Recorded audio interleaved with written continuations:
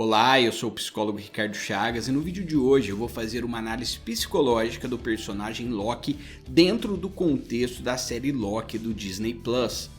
O narcisista Deus da Trapaça não é um dos personagens mais queridos do MCU à toa. Ele é um personagem complexo, com um passado traumático e uma personalidade anti-heróica e tridimensional que cativa o espectador. Ainda bebê, Loki foi abandonado pelo seu pai Laufey, um gigante de gelo. Odin o adotou e lançou um feitiço para que ele mantivesse a aparência física de um Asgardiano e o criou como se fosse seu próprio filho. Mas ele cresceu à sombra do irmão mais velho, Thor, que era o herdeiro ao trono de Asgard. Nesse contexto, temos uma interpretação literal da sombra e da persona da teoria de Jung. Como eu já disse em outras análises, a persona representa a máscara social, enquanto a sombra representa as características que não são compatíveis com o ego e com a própria persona. De maneira resumida, podemos dizer que são todas aquelas características que pertencem a nós, mas que temos vergonha de deixar manifestarem de maneira inteiramente consciente. Assim como a sombra é rechaçada ao inconsciente, a verdadeira identidade de Loki também é. É bem possível que todo esse histórico de rejeição identitária tenha sido o gatilho para que ele desenvolvesse um desejo incontrolável de governar o mundo. Apesar do tratamento igualitário dado por Odin a ambos os filhos, Loki sempre sentiu uma pontada de inveja do irmão, que além de ser um filho legítimo, ainda era o herdeiro ao trono. Ele sempre se sentiu deixado de lado pelo resto da família e isso fez com que ele antagonizasse todos os ensinamentos de Odin. Essa foi uma maneira que ele encontrou uma espécie de mecanismo de defesa para ser notado dentro daquele contexto. Enquanto Thor era responsável e obediente, Loki era o oposto do seu irmão. Assim como outros tantos personagens da ficção, o charme anti-heróico do Loki tem origem na tríade obscura, que é representada pelo narcisismo, pelo maquiavelismo e pela psicopatia. E eu já fiz até um vídeo explicando a tríade obscura e eu vou deixar o link no card caso você ainda não tenha assistido. É importante deixar claro que os traços de personalidade representados pela tríade obscura ou tríade negra não configuram especificamente os transtornos da personalidade aos quais eles estão ligados. Como eu nunca analisei um personagem de um universo de super-heróis antes, vale um disclaimer. No primeiro filme dos Vingadores, Loki desempenhou o papel de vilão e consequentemente foi responsável pela morte de muitos seres humanos, mas ele progressivamente se tornou um anti-herói em outros filmes da Marvel e agora nessa série da Disney ele definitivamente é o herói, ainda mais depois desse último episódio. Como os papéis do Loki se modificam de filme para série, então preciso deixar claro que nessa análise eu estou levando em conta o Loki da nova série do Disney+, e que aqui ele não possui os transtornos de personalidade propriamente ditos, mas sim manifestações dos traços que configuram a tríade obscura.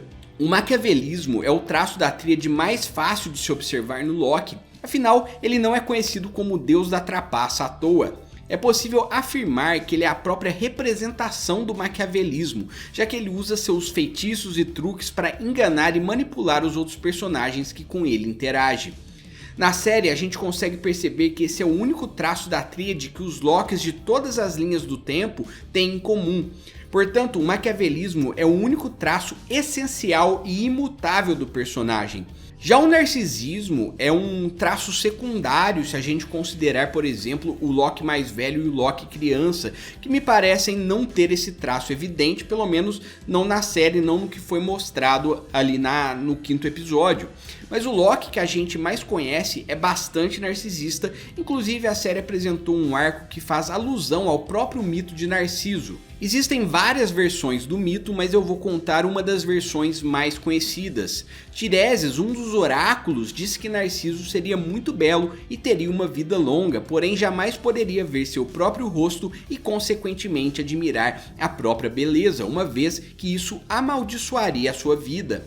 Quando adulto, Narciso se tornou um caçador e sua beleza chamou a atenção das ninfas, em especial da ninfa Eco, que não teve seu amor correspondido. Para se vingar de Narciso, Eco o atraiu para um lago e ao se ver refletido na água, Narciso apaixonou-se por si mesmo e morreu afogado tentando alcançar a própria imagem.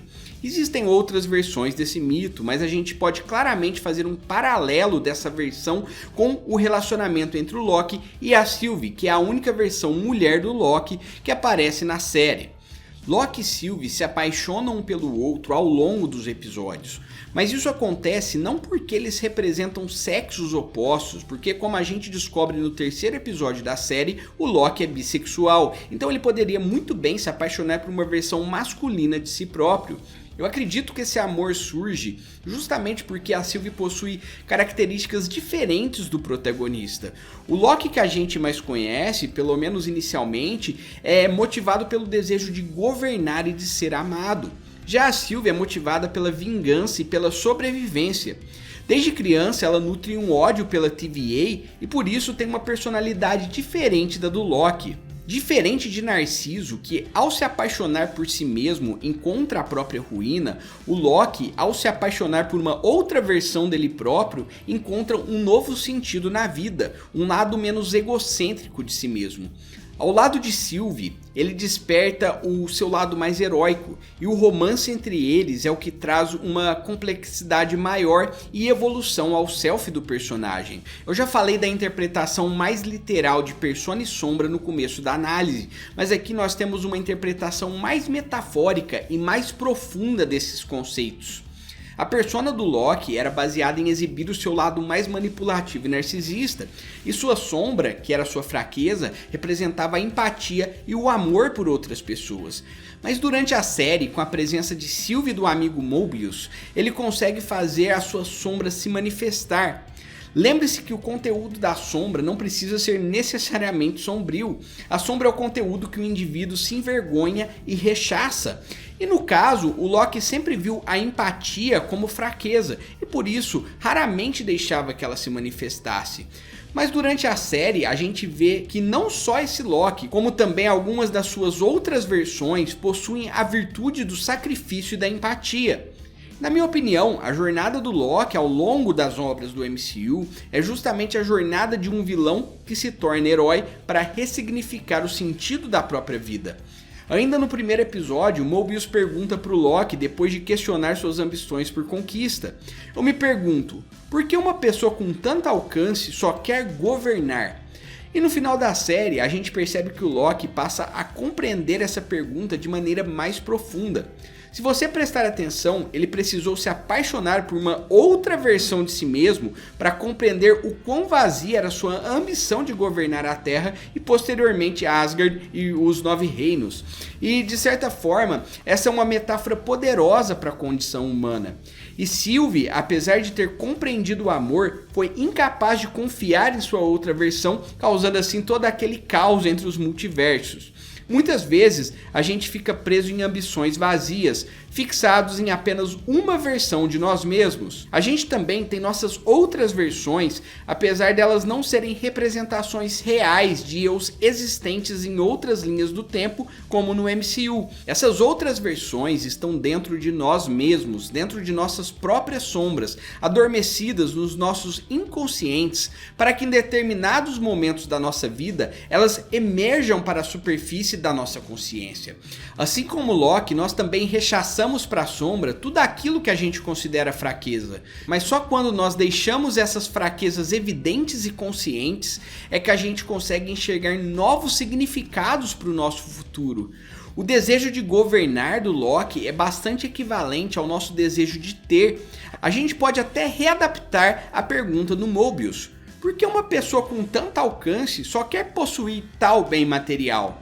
Se a gente se apaixonar por outras versões de nós mesmos, aquelas que provavelmente a gente considera mais fracas e inferiores, talvez seja o caminho para a gente encontrar novos objetivos, novos rumos e quem sabe até um novo sentido para a nossa vida. Uma coisa é certa, se nós ficarmos engessados nas nossas personas para sempre, considerando que ela seja o nosso único eu possível, jamais vamos conseguir trabalhar a individuação proposta por Jung. Lembre-se que Narciso apaixonou-se apenas pela própria persona e por isso encontrou a ruína. O Loki, por outro lado, apaixonou-se pela Sombra e isso fez ele conhecer mais sobre si mesmo. A gente precisa sim compreender nosso lado herói, mas só quando a gente aceitar o nosso lado vilão, nosso lado mais fraco, por assim dizer, é que nós vamos ser capazes de enxergar a vida por outra perspectiva. Se inscreva no canal para mais análises como essa e já clica aí no like para o vídeo ter mais alcance. Cuide bem da sua saúde mental e até o próximo vídeo.